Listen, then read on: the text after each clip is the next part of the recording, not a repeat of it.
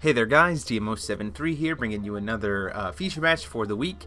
Today I am playing a 4-color 0 kind of stun list that was designed by Eric Hennig of Team OGRE, fellow Team OGRE member, and I am playing against David Silas, who is playing kind of his take on Lumia Flicker Control. So it's going to be pretty similar to the list that you guys have seen that's previously been on the channel. It's just kind of uses a little bit different early game and a little bit kind of different for its top end with like Lucifer and stuff instead of hooks. So not really much is different, but I'll kind of talk about those a little bit as we go through. And the 4-color 0 stun is just kind of this deck that's designed to just kind of say no to your opponent very frequently, and then just eventually get to a point where your opponent just can't win because you've just out-advantaged them. And then you just kind of beat them down with your Celestial Wing Seraphs, your Arlas, or Zero herself.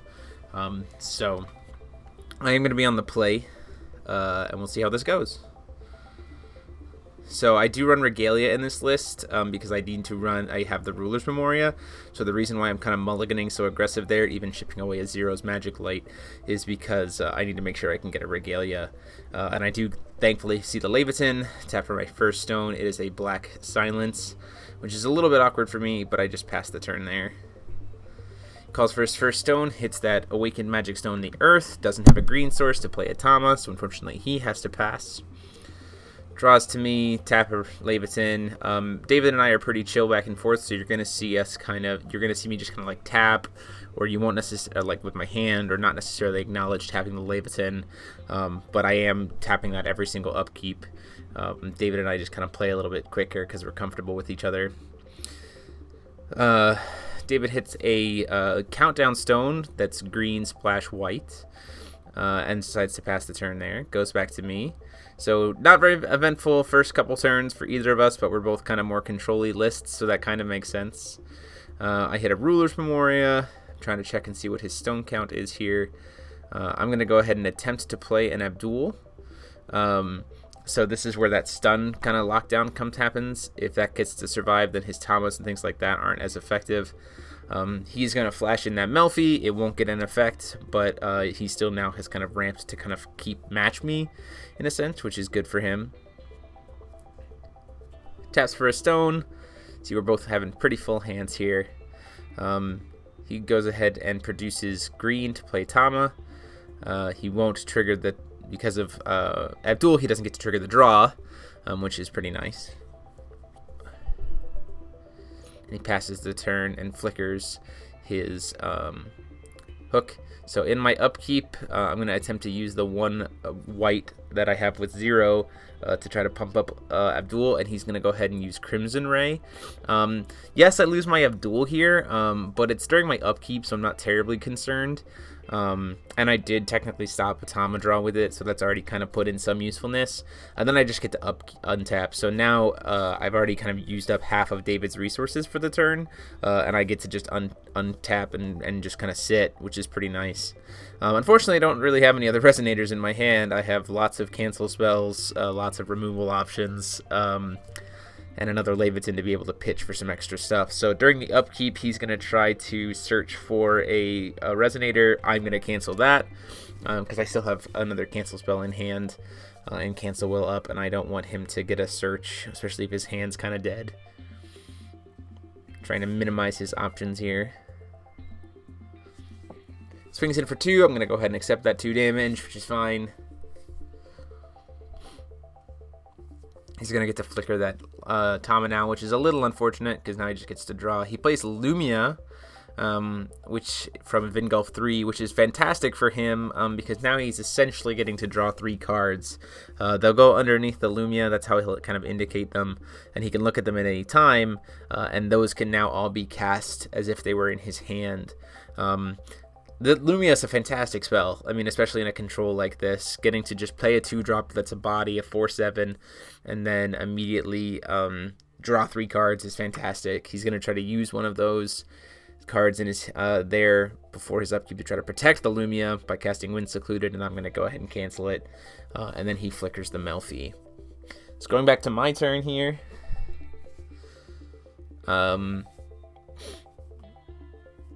I kind of make a decision to kind of put some pressure on here, so I'm going to pay 2. Noticing that he's in a color that doesn't really have much in the ways of removal for Jade Rulers. You know, I haven't seen black at all, so probably not going to see Black Moonbeam, things like that. Putting pressure on the board with 0 is actually pretty effective, especially when I'm holding things like Space-Time Anomaly or Zero's Magic Light in my hand. And, you know, just being able to shut things down is pretty nice. So I'm going to attempt to attack into that Lumia to try to get rid of it, essentially get rid of those 2 cards that he drew. He's going to let that happen, so I just essentially got him to... I got +3 technically off that attack because I got rid of 2 cards from his hand technically. So that's pretty good. I'm surprised he didn't block with the Melfi, but I also understand that he wanted to leave up Cancel Will just in case I played something else with my other 2 will that I have available. So going to his turn, he's not going to do anything in upkeep. He's going to go ahead and recover. And my goal here is to start just trying to beat him down with 0.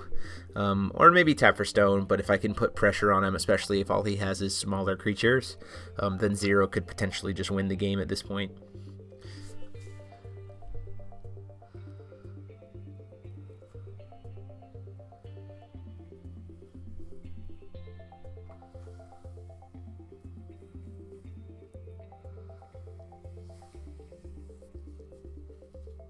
So David's thinking about how he wants to do this, what he wants to play. Pays 2 and uses his countdown stone to play a Pursuant.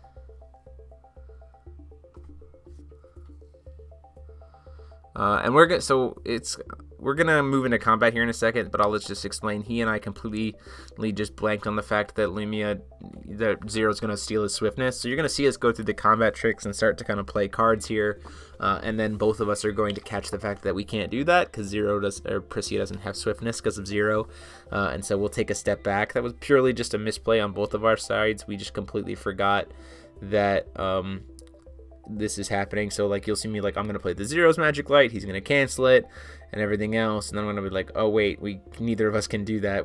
She doesn't have swiftness, we can't even go to combat with that. So we're just gonna recover. This is us playing at locals, so forgive that misplay there. He's gonna go ahead and swing in with the Tama, get that damage in. This will let him flicker with Lumia to keep drawing cards, and this is how he gains his advantage in control mirrors like this. By just flickering his Tama over and over and over again, he will get to kind of continuously draw cards every turn, provided that Tama doesn't get killed.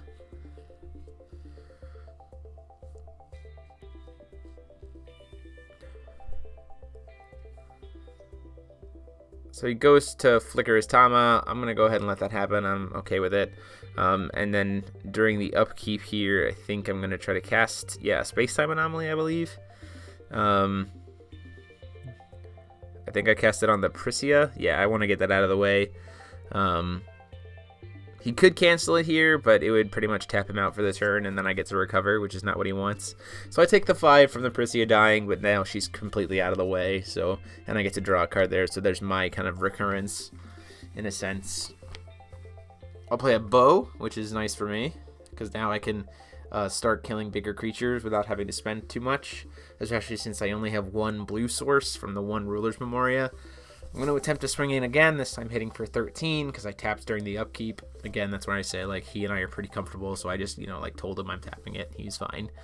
He attempts to block with the Tama. He's thinking about it, and I'm going to go ahead and use the bow to get that damage in, taking him down to 33.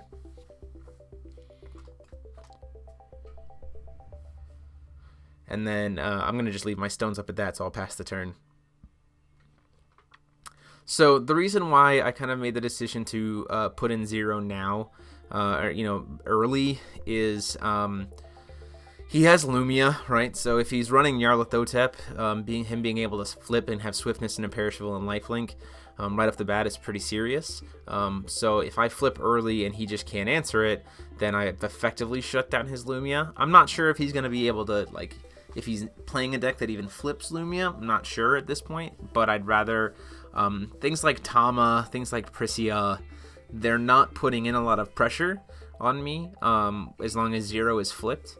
and so I get to kind of control the pace at which we're playing, which, even though I don't necessarily have a lot of cards, you know, if Zero keeps swinging, then like that's still effective damage, and it's still kind of controlling the game state. So provided he doesn't open up like Thunder, Crimson Ray, I feel pretty comfortable. So we'll just, you know, go from there. So he swings with the Melfi. I'm going to go ahead and take the 3 damage from it because it's not a big deal. He plays another Prisia, which again, I'm totally fine with. He flickers the Melfi. In response to the Melfi trigger, I'm going to go ahead and use the other space-time that I have. Now, here's something that you can do differently, so don't do what I do. Is I should have cast the space-time from Grave first, rather than providing information that now I've got 2 space-times. By casting the one from the Grave, he won't necessarily know that I have double. However, by keeping both active, it allows me to better play around maybe any kind of tricks that he has. So, because like I can't cast the space-time again while it's still in the chase. So it's kind of a trade-off. You kind of trade off in giving your opponent information, and instead you get to keep some kind of versatility and being able to manipulate the chase a little bit better. So I'm going to swing in here. He's going to block with the Tama again. I'm going to go ahead and bow it. I'll pump to get another, you know, the total of 1,500 damage here, so putting him down to 18. And again, now I make a mistake here that I totally could have. I'm pretty safe, right? So he's got open will, so I'm technically like, do I want to jam this space-time anomaly, or this, do I want to keep will open, or do I want to try to play this wind secluded refuge? And I actually just go ahead and decide to wait, to have it to play in favor of my removal spells and things like that. I think in this situation, me playing a Wind Secluded Refuge would be fine, because at worst he cancels it, but then I still have Cancel Will up on my own turn, and I've just made him eat through another Seal of Wind and Light, which is pretty good.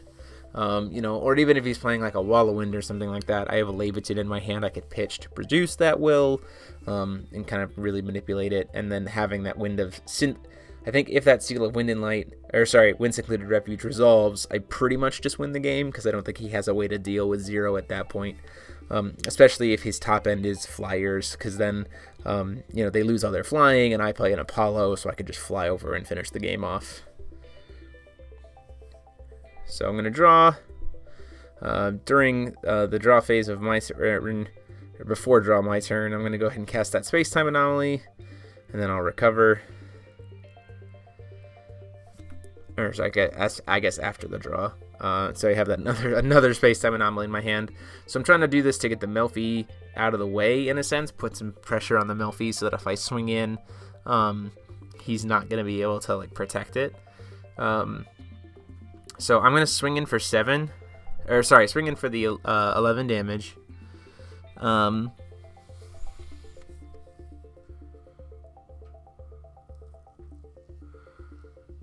And he's thinking about what he wants to do here.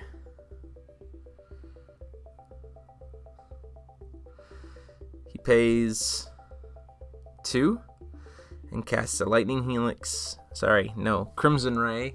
Thinking magic terms, my apologies. At me, I decide that damage is okay. He's not. I decide to cancel it. Never mind. I do decide to cancel it.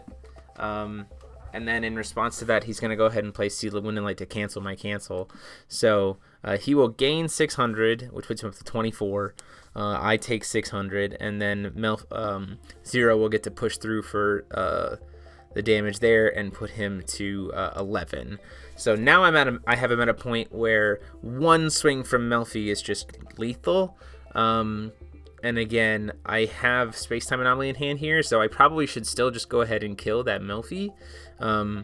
But, you know, I'm thinking about whether or not I want to do it. So here I play, like I said, I'm going to play that Wind Secluded Refuge, thinking about whether or not I want to play it. But it's, you know, the good attempt here to try to play the Wind Secluded, potentially. Wind Secluded or Space-Time Anomaly to try to kill that Melfi. I just go ahead and pass. I decided to just say, you know what, I'm going to wait, see if he does something during the upkeep, maybe mess with him there, see what happens. See, David has a interdimensional escape in his hand, which at this point is a dead card.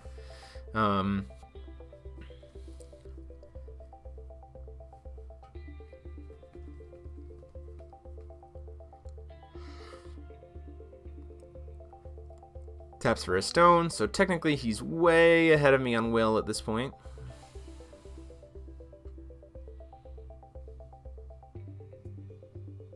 He's gonna produce. He's gonna swing to, so he tries to swing at me for 3, and I do something silly here because I want to try to draw cards and maybe bait a cancel spell. I'm gonna go ahead and use Space-Time Anomaly on the Melfi. Lets me draw into something a little bit deeper, and I'm seeing if he'll maybe cancel it. So I'm not gonna take any damage from the Melfi here. Put it down to being a 1/1, which is fine, and then I'm just gonna, or it'd be a 0/1, and then just say like, okay, that's fine. You'll flicker it at the end of the turn, but see if maybe I could bait out a cancel when I'm at such little risk. Especially having a Zero's Magic Light still in my hand for any kind of blocker, so I can answer that next turn, no problem. He's going to play 3 for a Kaguya's Moonbeam Butterfly. So X will be 1, so he'll get to grab a 2-drop.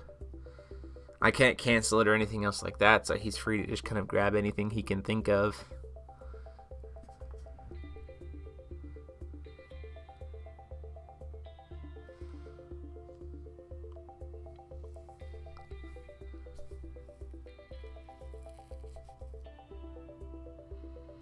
He grabs a Feasting, the Fate Spinning Wind, and he's going to use it to bounce itself back to the hand. I believe you can do that.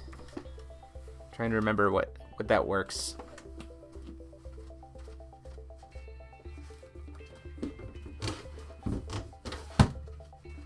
So he's essentially using that Kaguya's Moonbeam Butterfly to try to set up for his next turn a little bit smoother.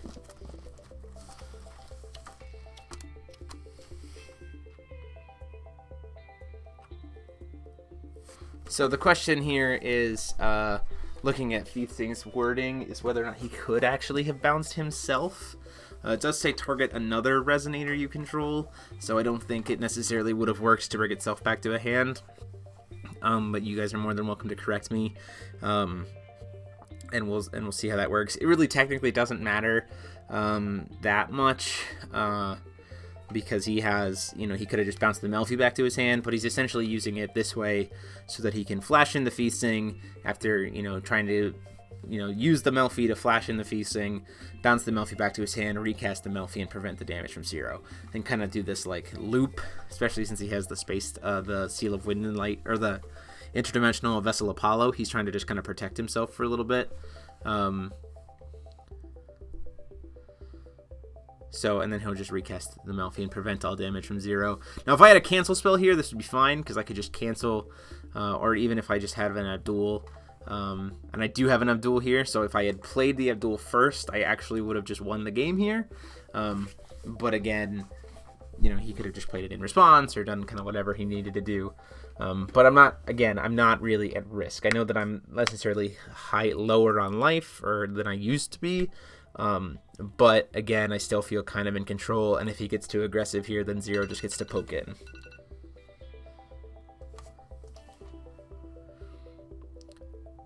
So he starts to swing in with the Feasting. I'm going to go ahead and bow it. See if that's going to resolve, and then in moving to blockers, I'll cast my 1 Space-Time from grave to kill the Feasting off.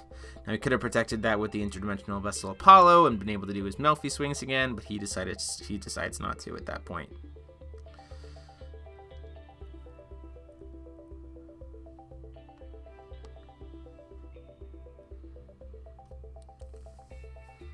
So he's going to use the Melfi here.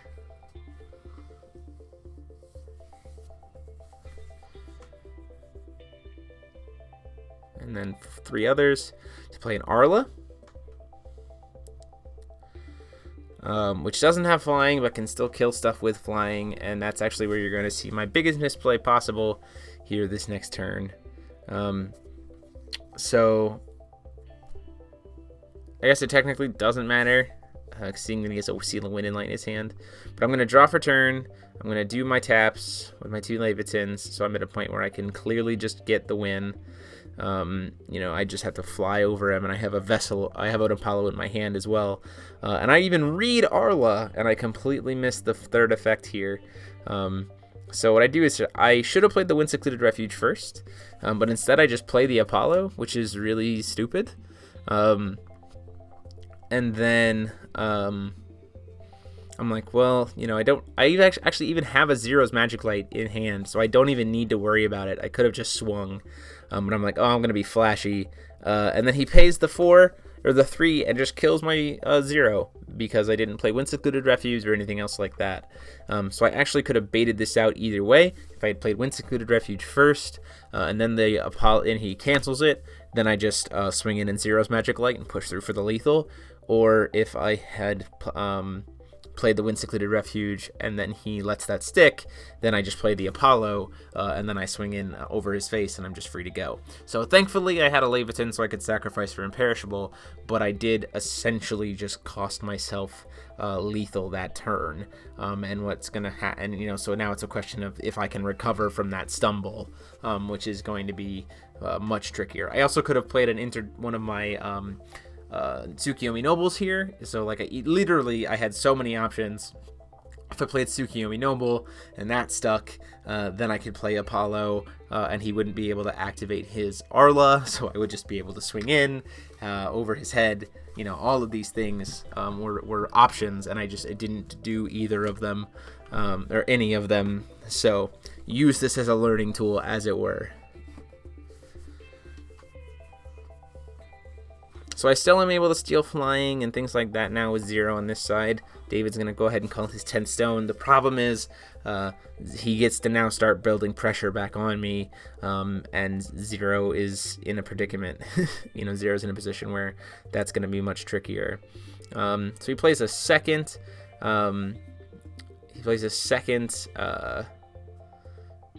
Second Arla here, which means now that I can't target either Arla. And I'm going to go ahead and, before that resolves, I guess I'll cast a Space-Time Anomaly on 1 to kind of reduce the damage I'm going to take this turn. It's really not going to matter, though. He's going to swing in, get the damage on me, and then at that point it's just, there's nothing really I can do. So he's going to swing in. I'm going to take it. I'm marking it, so I'll take 3 damage here, going down to 14.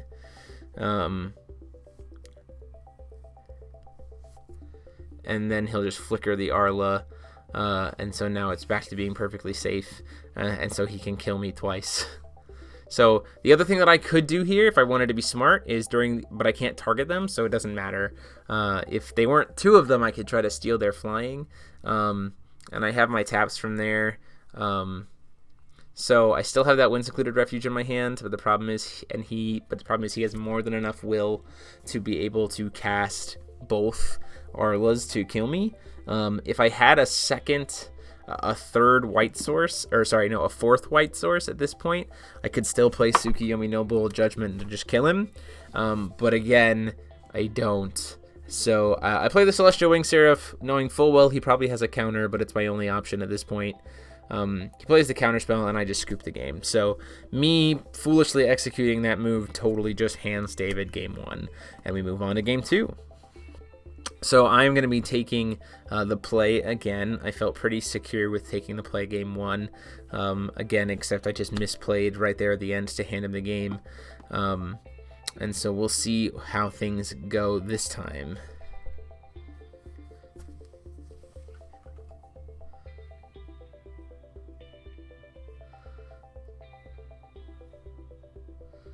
So you see again there, I'm keeping a hand of early discard, cancel spell, and Regalia.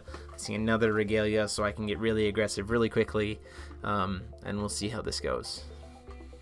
So I play my Levitin, tap for stone, hit a white stone. I'm going to go ahead and scorn him, see what I can take out of his hand. I'm going to go ahead and take the Prisya because she's burn damage, and the feasting just is irrelevant for me. Pass the turn. David taps for his first stone. Can't play anything, unfortunately, because he doesn't have a green source. Tap for my next stone. Hit another black-white. I'm going to go ahead and look at his hand again with Nameless Mist. he'll respond by lightly striking my face, taking me down to 35. And then I'm going to rip that cancel spell out of his hand because I just want that out of the way. In control mirrors, getting rid of cancel spells is the best thing you can probably do. And so I'm going to go ahead and take care of that ASAP.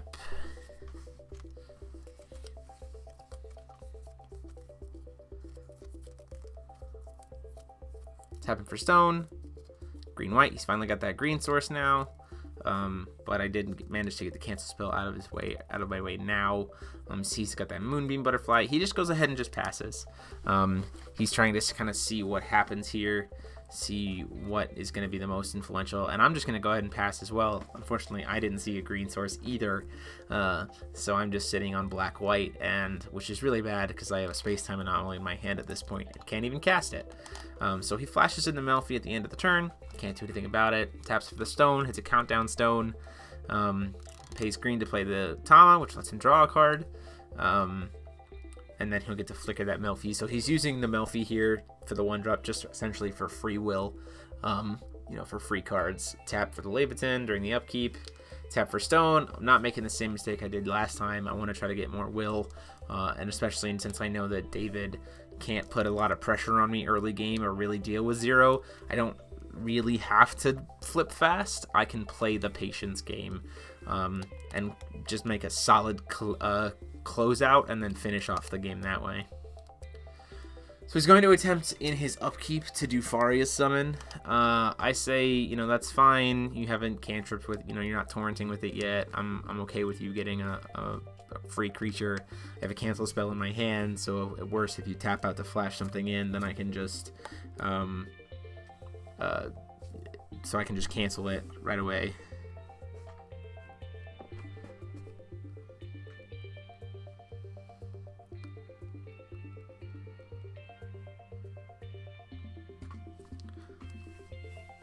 So again, I'm just trying to see, how much value I can get out of this cancel spell, especially if he's going to try to commit to a Lumia. If he's going to commit to that, he's got to have the backup cancel spell for it. Otherwise, he's just going to waste a card. He's going to see how he's going to tap this. He's going to try to play the Lumia, and then, like I said, out comes the cancel spell. He didn't have the backup for it. So it just gets canceled, which is, for me, fine, because at this point I've essentially 2 for 1, because he used the Faria's summon to grab it, and then he tried to play it, so I got rid of 2 of his cards using 1 of my cards, and then he just passes the turn. He could have swung with Tama there. He chose not to, or just kind of forgot about it and missed a flicker, which is great for me. I finally have a blue source, so now I can double cast Space-Time Anomaly here, because I have 2 blue sources with the other Ruler's Memoria, which feels really nice. And so now, again, I'm in this position of draw, Callstone, pass. I can really start to manipulate his side of the board here now that I'm kind of matching him for stone calls, and I'm not so limited in what stones I'm producing, or what will I'm producing. So he's going to pay 3, play a Kaguya's Moonbeam Butterfly.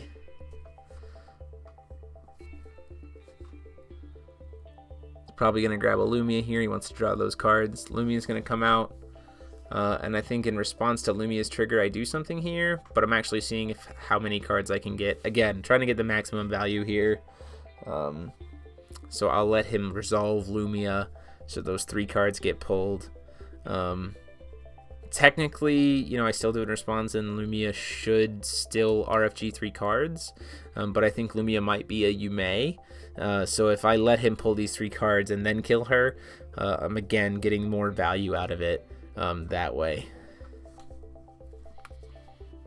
So he flickers the Melfi. He goes ahead and swings in with the Tama, gets me for 2 damage, takes me down to 33. And then he's going to actually flicker the Melfi. But in response to targeting the Melfi, while he's still pretty tapped out, I'm going to go ahead and cast the Space-Time Anomaly. And draw. And then attempt to cast another Space-Time Anomaly, which he's going to use.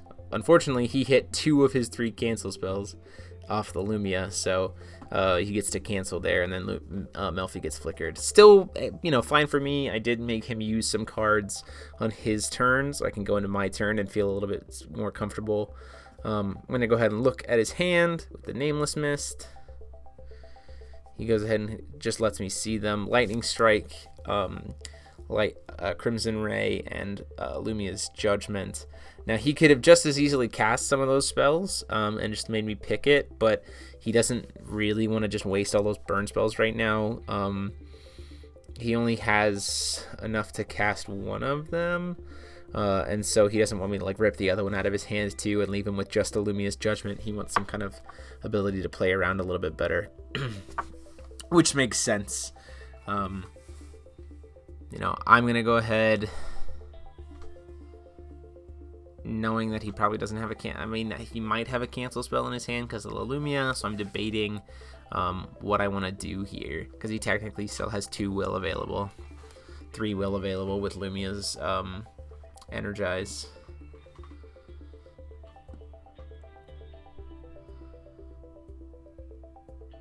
So I'm going to play the Wind Secluded Refuge rather than the Moonbeam Butterfly. And he is actually going to use the other cancel spell on it, which is ideal for me because the Wind Secluded Refuge was not super massive. And now I've used I think that's his 3rd cancel spell, his 3rd seal. And I think I've used 1. So again, as the game goes longer, that's going to be in my favor over his favor. Tap it for stone, hits a Gusting Skies again.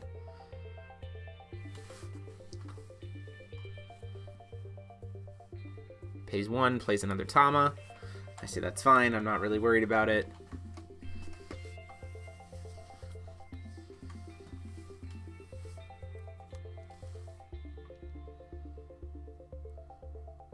Swings for 2. Taking the 2 takes me down to 31.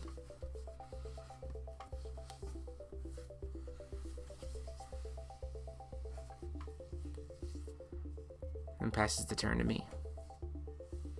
After flickering the Tama, he gets to draw a card. He doesn't want to swing in too aggressively with that Lumia, because that Lumia has done her job just by existing on the field. And he can't flicker both Melfi and Tama, so he wants to be able to draw cards, so there's no point in swinging in with the Melfi, really. Because that also puts him at fewer will during his turn, or during my turn. So at this point, I'm debating whether or not to flip with Lumia or with Zero. You know, I could potentially hit for a lot of damage and put him on a very short clock. You see I have those 3 Levitans in hand. I know he has an Lumia's Judgment, so I have to kind of play this a little smarter. So I'm going to go ahead and flip the 0.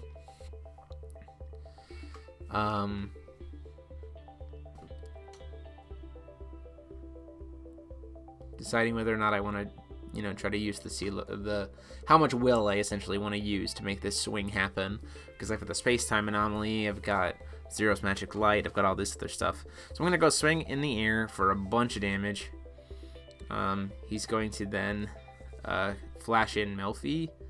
And while that damage is still in the chase, he's going to use while her cast is still in the chase, he's going to use that Faria summon from hand. So this is, again, this Lumia just had so much value for him here. So he grabs the Melfi, he gets to grab another card from his deck. He gets to grab another Resonator. I think he grabs a Celestial Wing Seraph here, which is great because it'll set him up for a great next turn.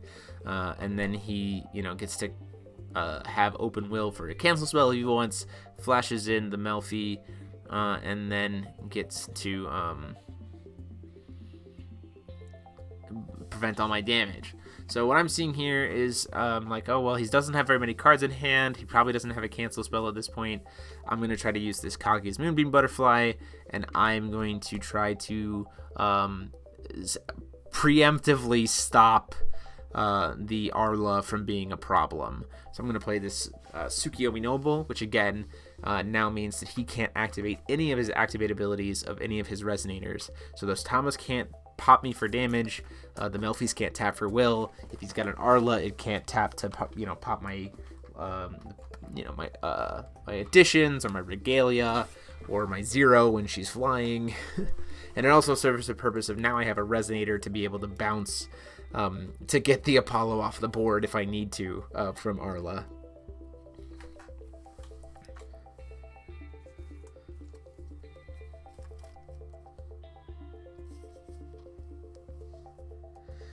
So it goes to his turn.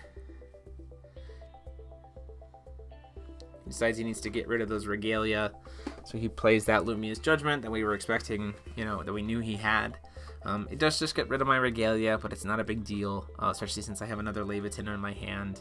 I'll pitch to give my 0 imperishable. I'll double tap for extra damage this turn in case he decides to do something silly.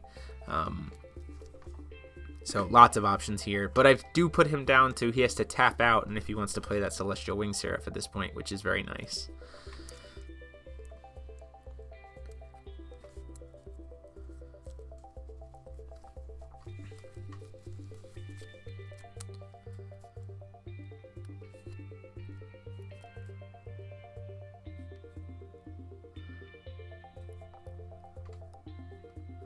So he's going to swing in with the Lumia. I'm going to say, oh, well, we'll just trade, and nothing will actually happen to either of us, so I'll block with the Tsukiyomi Noble. And he attempts to Inheritance it, and so in response to that, I'm going to Zero's Magic Light the Lumia. So now I don't take, my Tsukiyomi Noble doesn't take any damage, and I get rid of a card, which is awesome. So that was a 2-for-1 there. And then he's thinking about, he needs to get that Tsukiyomi Noble off the board. So he's just going to swing and attack in with 2 Tamas and the Melfi to kill it. So this was essentially a 4-for-1, a 4-for-2, which is massive advantage for me. I've cleared the board. He does get to flicker the Melfi, which will be fine. He'll have 2 will left, but I just got 3 creatures and a card from his hand. Just with the 1 Tsukiyomi Noble, which was massive swing for me. And now I get to start playing my aggressive strategy, which is my Celestial Wing Seraph. And I get to bring back my Arla, which is a very, very nice little piece of advantage there. Because now I can start gaining life. And with 0, even if he places Celestial Wing Seraph and stuff, my Celestials will be able to fly because I don't lose flying, only he does. So 0's going to swing in, get that 11 damage because I had the Leviathan. I decide not to pump yet, but I don't think I have any cards left in my hand at this point, so I just have to pass. But again, I'm feeling pretty secure here. I'm a much more established board presence. I've got creatures on board that he can't really answer, and it's just good. He's on a clock. I'll get to start gaining life back, which will be excellent. He's going to pay 5. He's going to play his own Celestial Wing Seraph, which will bring in an Arla.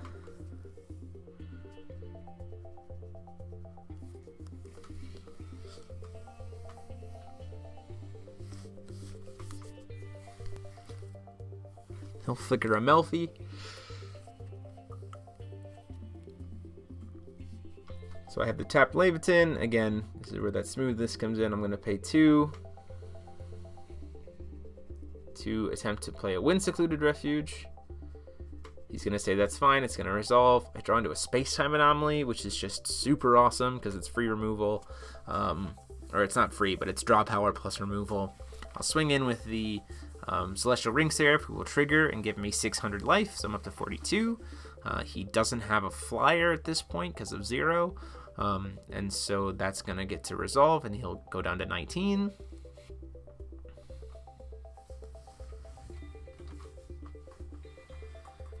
And then I will swing with the Arla. He will pay 3 to try to kill it with his Arla, because I technically still have flying. I will go ahead and cancel it with Seal of Wind and Light. So he'll take the 8 from that, with Wind-Secluded Refuge. So he'll take the 8 from that, go down to 11, and then I will try to swing to finish the game off with 0 in this one moment, knowing that I have the double space-time in hand. He'll block with the Melfi. I'll cast 1 space-time and then the second space-time, and he doesn't have a cancel spell in his hand, so he just goes, yep, you win, and so we go ahead and scoop to game 3. So we'll see how that goes. So that game, that game worked very much in the favor of what the stun deck was kind of designed to do. It's just kind of just say no, mass advantage, and then put itself in a board state where your opponent just kind of can't recover. And you just kind of continue to just say no so that your opponent's cards just don't stick. I am going to be on the draw for this one. He obviously wants to try to take advantage of it and finally put me on the draw. Unfortunately, he still doesn't hit a green source turn 1.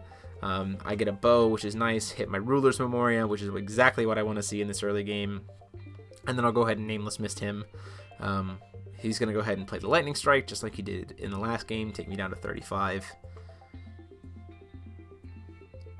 And then I get to see the rest of his hand. So this is fine for me, because I actually got to essentially 2-for-1 him with a Nameless Mist. Yes, I took some damage, but now I know what his hand is, and now I know he's only down to 3 cards. So I'm here sitting at 5 cards to his 3 when he's going to draw for turn, draw into a 4th card. I've still got Light Will up for my Energize counter for a Zero's Magic Light if he tries to get aggressive. And, you know, things like that. So he's going to pay to play the Tama, get to draw a card.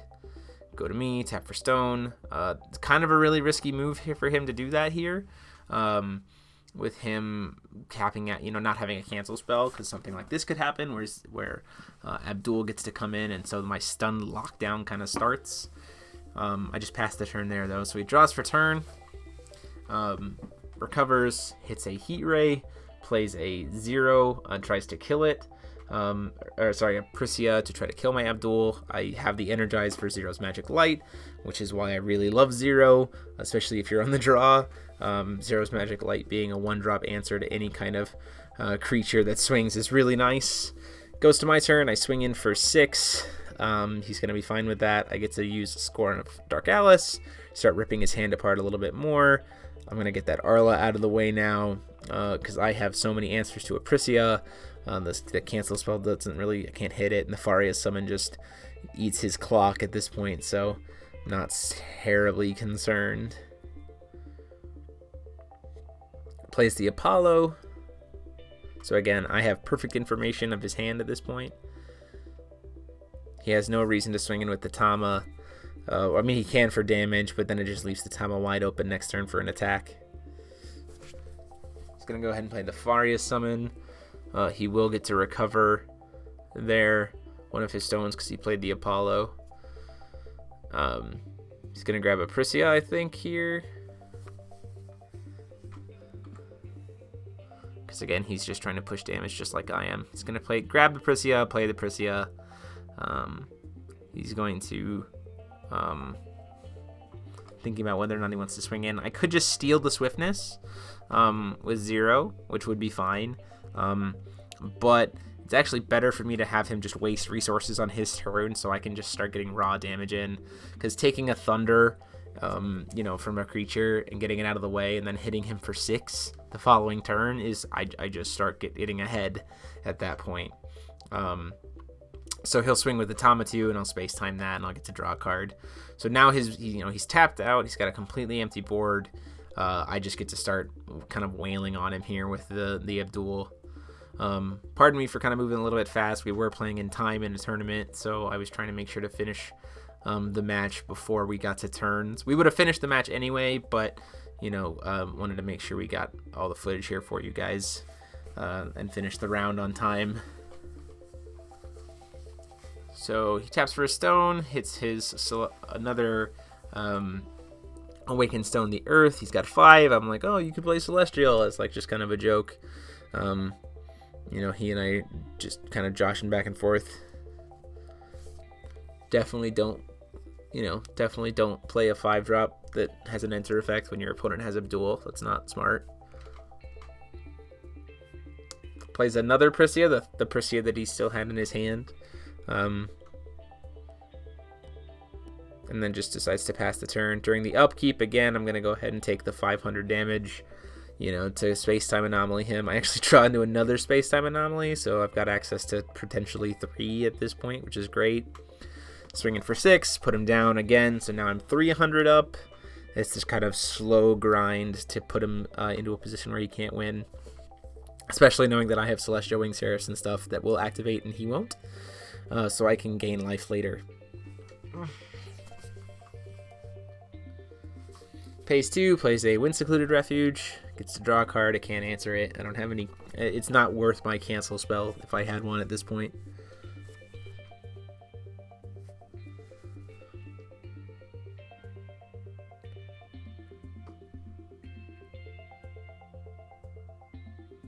Passes the turn to me. During the upkeep, so let me talk about proper sequencing here with Zero, so that you do this properly on the chase. So you have to activate Zero's effects twice to be able to then activate Zero's effects kind of one at a time during this phase of it, because you want to, if the chase is empty, you can't start a new chase. You have to go to the next kind of phase if you do it during that sequence. So you like pay 2, let one resolve, and then before the other resolves, you put one back on the chase, let that resolve, put one back on the chase, and you're doing this to kind of manipulate your opponent to make sure your Abdul survives. So here I actually pump it up to a 10-10. David's very honest and says I don't really have anything to stop it, so I get to pump them all up, swing in for 10 with an Abdul, which is great.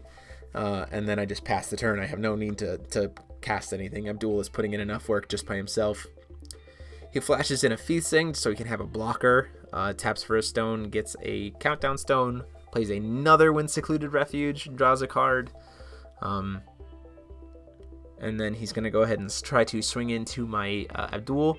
And in response, I'm actually just going to pump up Abdul +1/+1. So now I'll be a 7-7 to his Feastings 6-6.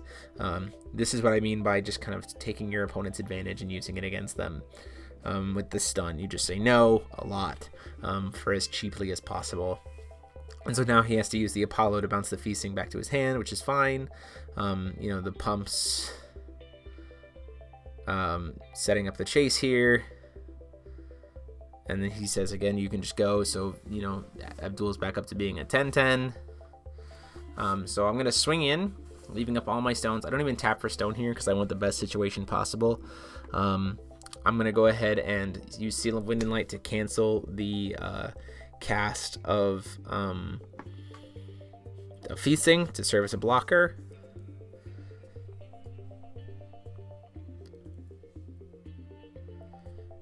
It's like, oh, if I had saved the Apollo, then I would have been fine. And I'm like, oh well, then you wouldn't have had the Feasting here to be able to play. And you still would have just taken damage. So he's gonna try to Crimson Ray me in response to my cancel spell, so that he can gain some life.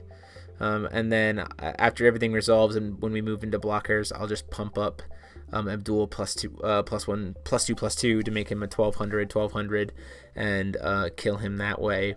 David talks about how he missequenced there with the lightning strikes to try to kill my Abdul during the upkeep, which kind of would have been smart, but we kind of shortcutted, and he kind of allowed that shortcutting to happen, or encouraged that shortcutting. So don't shortcut, kids. But there's the match. Huge thanks to David for letting me play with him. I'll try to get the deck list for you guys, but I'll definitely have the Zero list up this weekend. Go ahead and like, comment, and subscribe. Let me know what you thought. And until next time, this is DMO73 signing off.